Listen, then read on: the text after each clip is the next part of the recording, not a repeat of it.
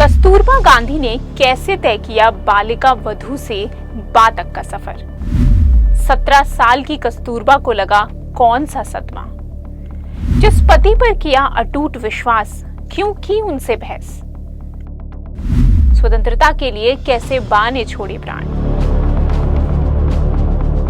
कहते हैं behind every successful man there is a woman. ऐसे में जब बात देश के राष्ट्रपिता महात्मा गांधी जैसी शख्सियत की हो तो उनकी पत्नी कस्तूरबा का नाम आना तो तय है। बा के नाम से मशहूर कस्तूरबा गांधी की आज 81वीं पुण्यतिथि है। कस्तूरबा एक ऐसा नाम है जिन्हें मोहनदास करमचंद गांधी के नाम की छाया की जरूरत नहीं है। वो अपने आप में काफी लोकप्रिय और एक सफल कार्यकर्ता रही हैं। यहाँ तक कि बापू भी उनकी मदद से ही स्वतंत्रता आंदोलन और घर दोनों जगह अपनी पैठ बना पाए। बा के अथक प्रयासों का जीता जागता सबूत है हर साल 11 अप्रैल यानी उनके जन्मदिन पर कस्तूरबा गांधी के सम्मान में मनाया जाने वाला नेशनल सेफ मदरहुड डे। तो चलिए आज की इस रिपोर्ट में बताते हैं क्यों बा के बिना बापू का जिक्र अधूरा है।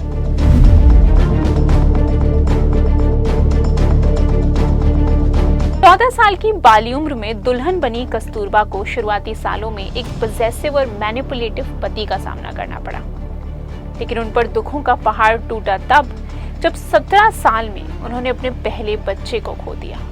लेकिन उसके बाद भी जब 1888 में महात्मा गांधी ने साउथ अफ्रीका जाकर वकालत करने का फैसला किया, तब बा ने न सिर्फ घर में रहकर 2 बच्चों और परिवार की जिम्मेदारी संभाली, बल्कि 8 साल बाद आखिरकार अपने पति के साथ 1896 में एक नए देश में अपना बसेरा बनाने से जरा भी नहीं हिचकी।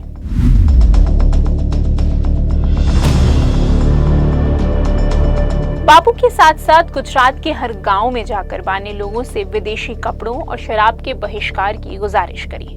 गांधी जी के अनशन के दौरान उनकी देखभाल करना, उनकी नामौजूदगी में साबरमती आश्रम संभालना, बोरसद सत्याग्रह से लेकर बरदोली सत्याग्रह में बढ़ चढ़कर हिस्सा लेना, दांडी मार्च के दौरान पति और तीनों बेटों को जेल में देखने के बाद भी कस्तूरबा ने एक बहादुर स्वतंत्रता सेनानी की तरह ये लड़ाई 1944 में अपनी आखिरी सांस तक जारी रखी। एक अनपढ़ महिला के लिए ये फैसला आसान नहीं था, लेकिन कस्तूरबा ऐसा कर पाई क्योंकि उन्हें राजनीति की समझ भले ही ना हो, लेकिन अपने पति पर अटूट विश्वास जरूर था।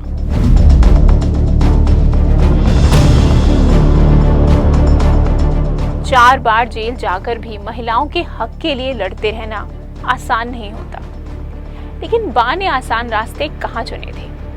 जेल जैसी भयानक जगह पर भी वो लोगों की हमदर्दी या अपने साथ कोई खास बर्ताव नहीं चाहती थी, बल्कि दूसरे कैदियों की तरह रहने की मांग किया करती थी। 1942 में भारत छोड़ो आंदोलन के दौरान वो उस सभा को संबोधित करने जा रही थी जिसमें पहले बापू जाने वाले थे, लेकिन बीच रास्ते में पकड़कर उन्हें हवालात में डाल दिया गया और 2 साल की जंग के बाद आगा खान पैलेस में बा ने दुनिया को अलविदा कह दिया।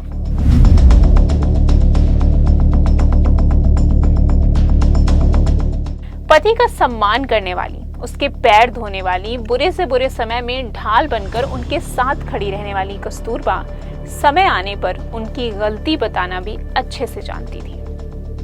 बहादुरी, साहस और आधुनिक भाषा में कहूं तो एक सच्ची फेमिनिस्ट रही बा बच्चियों और महिलाओं के हक और उनकी पढ़ाई के लिए अक्सर महात्मा गांधी तक से लड़ जाया करती थी।